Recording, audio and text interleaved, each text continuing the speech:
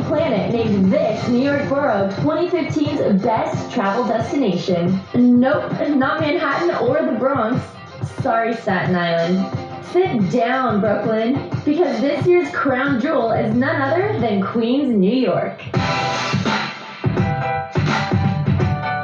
Named the most diverse place on earth, in Queens, there's no shortage of cultures or cuisines, especially along the borough's famed Roosevelt Avenue. From the neighborhoods of Sunnyside to Flushing, Roosevelt Ave spans over 100 city blocks paved with flavors from every corner of the earth. And meeting me for a taste is resident foodie Jeff Orlick.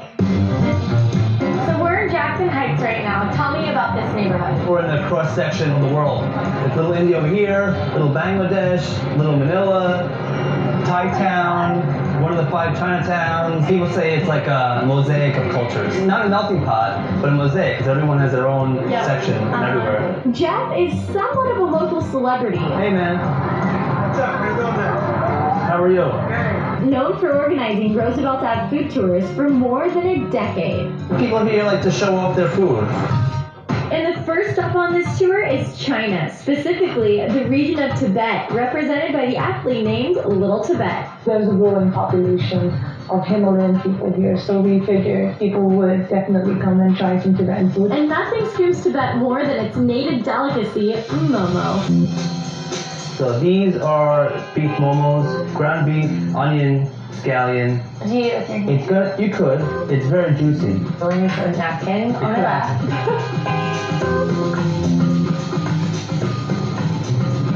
Wow, those are delicious. It's just a dumpling. It's like nothing crazy. It is, but the flavoring of the meat is so good. I'm not sure if we gave it to different cultures or we borrowed it from different cultures. Well, I'm gonna call them momos from now on. No more dumplings. Next up, a unique spin on a classic dish you'll only find right here in Little Tibet, Queens. So obviously this is a burger, but it's not your typical burger. It looks a little different. This is a momo burger. The bun feels so light and fluffy. The bun, it's the tingmo, made from scratch over here in the restaurant. Let's take a photo real quick. The momo burger. I love the cilantro instead of lettuce. It gives it so much more flavor. The onions, nice and crispy. Oh no, I got the chili. Ooh, it's got a kick.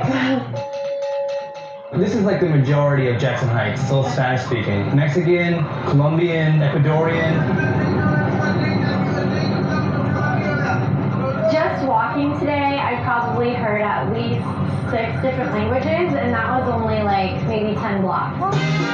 Leading us to our next stop, South America, characterized by a taste of classic Colombia. Corn is a common ingredient in Colombian cuisine, making arepas or corn cakes a country staple. And when it comes to arepas in New York, legend has it the arepa lady is queen. I've actually had arepas before, but not Colombian ones. So how are these different? First of all, they're the best ones that you'll ever have. Okay, that's a big statement. It's Colombian style. Cheese arepa is made from corn flour, has mozzarella inside, so it's very fluffy, it's very cheesy. And then the arepa de chocolo is ground up fresh corn, so it kind of has like a slight sweetness to it, and it mixes with the saltiness of the cheese, and it's amazing. Alejandro, his mom is the sainted arepa lady. World famous. What is now a restaurant began as a local food cart operated by the Arepa Lady from 10 to 5 a.m. for more than 25 years. My mom in Colombia, she was a lawyer. She eventually was a judge for a while. So in order for her to be able to raise her children, she needed to do something where she could control her schedule. She still operates the cart and she still stays till 5 o'clock in the morning. How does it make you feel? I feel like I'm in Colombia. We're right here in the American dream. Sick.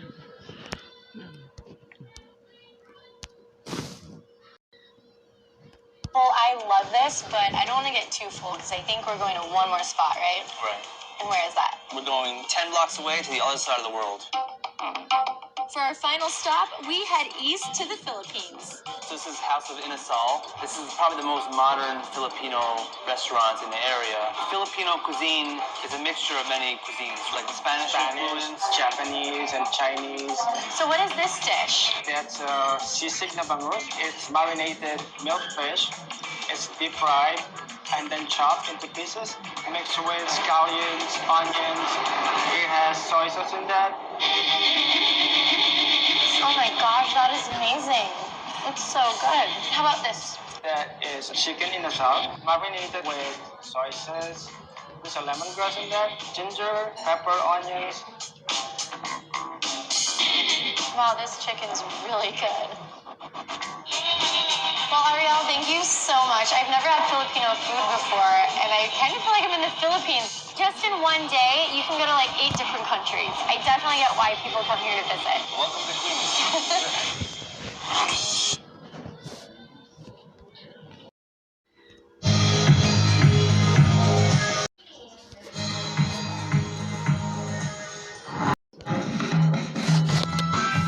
Tonight, we're exploring the glorious kingdom that is Queens, New York. Now, aside from its booming food, art, and brew scene, Queens is also making some noise along its shoreline with a long stretch of paradise known as Rockaway Beach.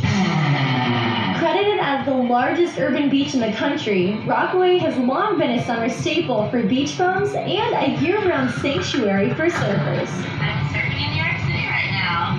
Coming up the Rockaway is a great way to spend the day to get outside of Manhattan and the busyness. Just kind of ride the train for an hour and then just show up at the beach. Today, I'm taking on the Atlantic face first with help from local instructors Mike and Mike. So guys, I've been to Rockaway before. I've actually jet skied here. I see. But I've never surfed, so what can I expect? You can expect nothing but the best out there today. Conditions are amazing. The weather is about 85 degrees, water's warm. The waves are about 2 to 3 feet, occasional 4. So you're literally local. You grew up here. Yes, this is where we're born and bred. Being a local to know everything about the community, that are involved in the community, we like to share that experience with all of our students that are coming from New York City and beyond so they can get that local experience, that local vibe, what it's like to be a Rockaway Beach surfer. Well, time to suit up and do what the locals do. Welcome to Local Surf School. You guys ready to surf? Yeah! So this is Beach 67th Street, one of the 2 surfing beaches in the area. It is a beginner-friendly surf beach, no real hazards. There are some simple steps to follow. The closer you go towards the nose, this would make for a funny playing picture, but what's going to happen is that you're going to nosedive. Myself or Mike is going to help you by saying paddle, paddle, paddle. You're going to do so by cupping your hands, and then at some point you're going to feel a push and hear the words pop up. That is your cue to move in from the paddle position, and hopefully it'll look something like this. And you want to keep your arms out. You don't want to be flying the airplane. It's going to be a guaranteed crash landing, all right? Let's feel a little wider. There we go. Wider? You want to sit in the middle of the board. That's the sweet spot. Not too far because those are. We have what's called the leash, right? The leash gets securely attached around your neck, right? It's for most comfort. If you want to die. Ready to get in the water? Yeah. All right, let's do it.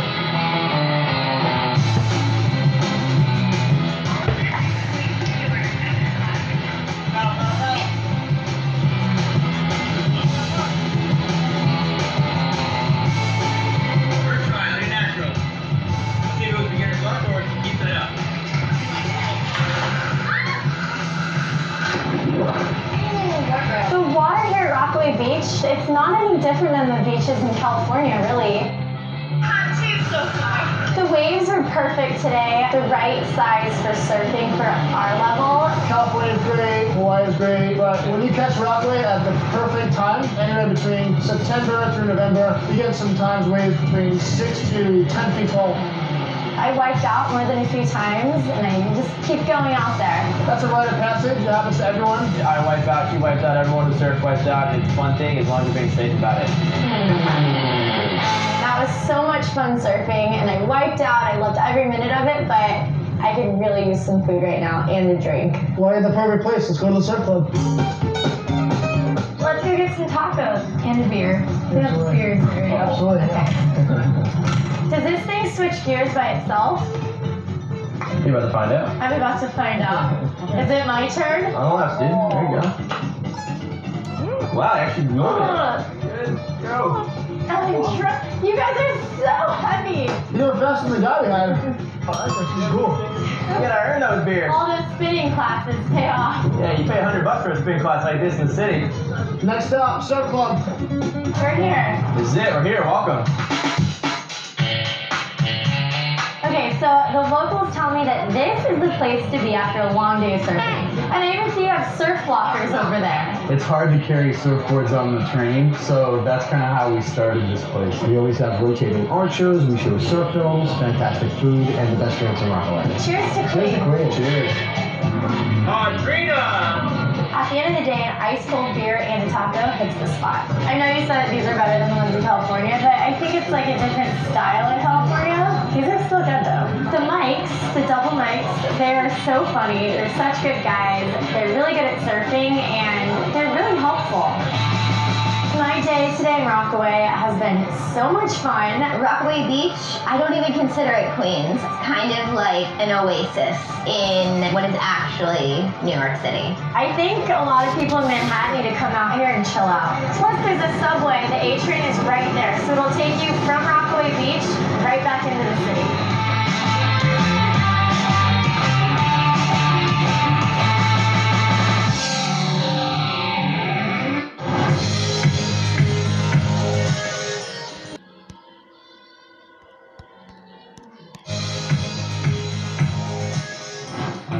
Tonight, we're all about Queens, New York's most buzzed about borough. Now, craft beers are in high demand across the country, but here in Queens, the thirst is real. Almost every month there's a new brewery in Queens. It's great to see that Queens is developing its own craft beer identity and really bringing a unique flavor to beer. As home to at least 7 microbreweries with more on the way, Queens is on tap to becoming New York's king of beer. Leading the Pour is the largest and first microbrewery to open in Queens since Prohibition, Single Cut Beersmiths.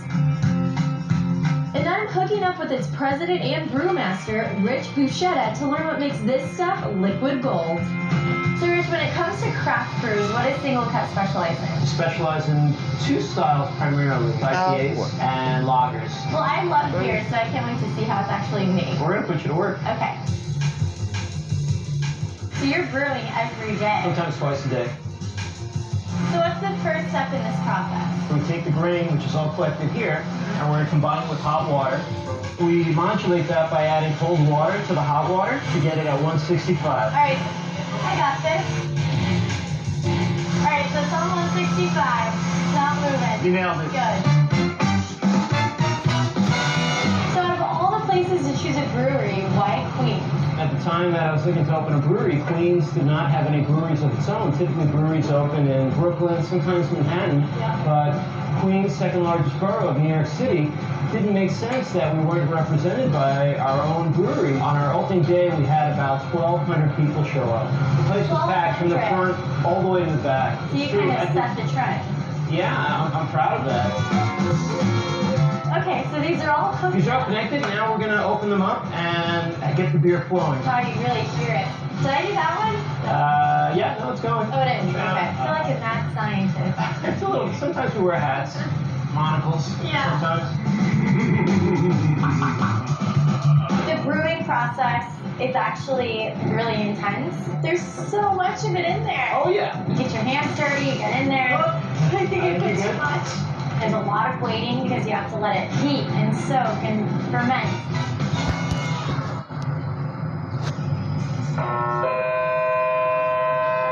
Top 10. You got it? Yep, exactly right.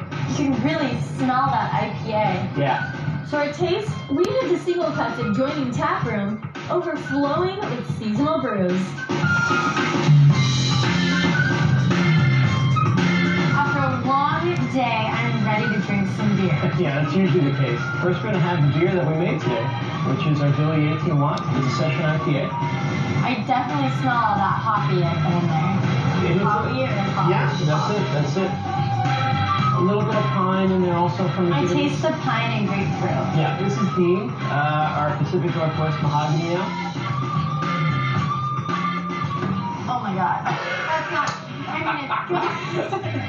It's really strong. Is this like, what is the alcohol? It's only 6%. 6%? Yeah. That's a strong one. You've got to try one of our sour beers. This is made with hibiscus flowers and blackcurrant. I like that one. I don't think craft beer is really big in LA. Not yet. But you really taste the hibiscus. Yeah. It has almost like a kombucha. Yeah, that's absolutely right. But I mean, it's so popular here, so Queens is going to be like the next hot spot. Cheers to making Queens the king of craft beer. Grant, thank you very much. It's a pleasure having you here. Thank you.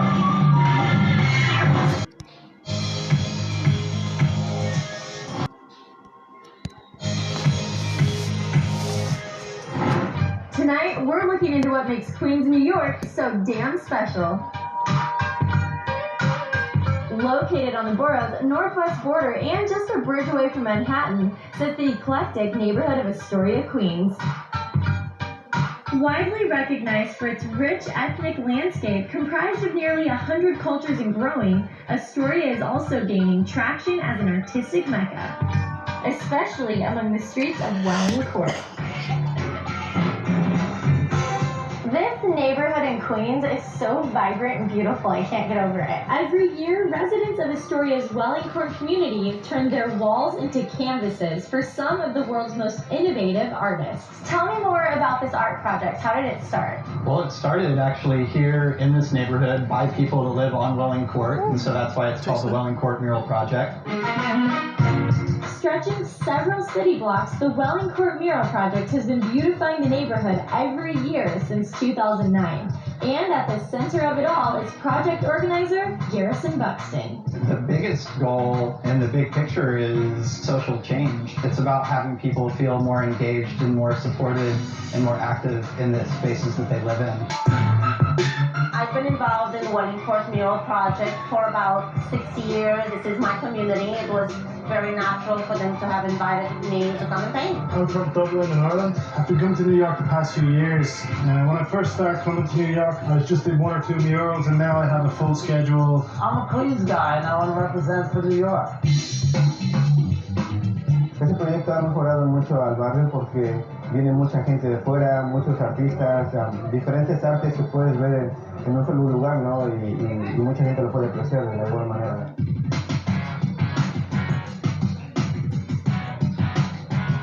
From afar, this could easily just look like it was painted, or you wouldn't know exactly how it was done, but it's actually a multi-layered stencil. So. And why is stenciling so popular? It's a really easily accessible method. Like you can pick it up easily. It's easy to put up. It's like Banksy does a lot of stenciling, right? Yeah. My inner Banksy today, give it a shot. That sounds like a great idea. Feeling inspired, my design immediately comes to mind, and I waste no time creating my stencil. Now it's time to cut. You have to be so careful and elaborate on the lines. Are you Banksy? Can't tell you.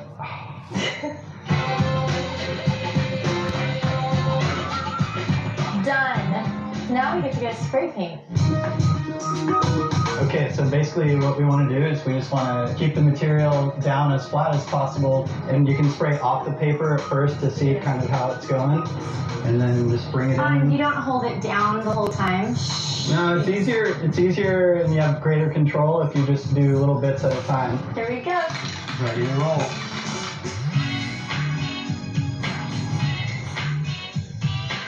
Yeah, this is way better than painting with a brush. I feel like a rebel spray painting on walls. Feels good, doesn't it? It kind of does. This is for you, Queens.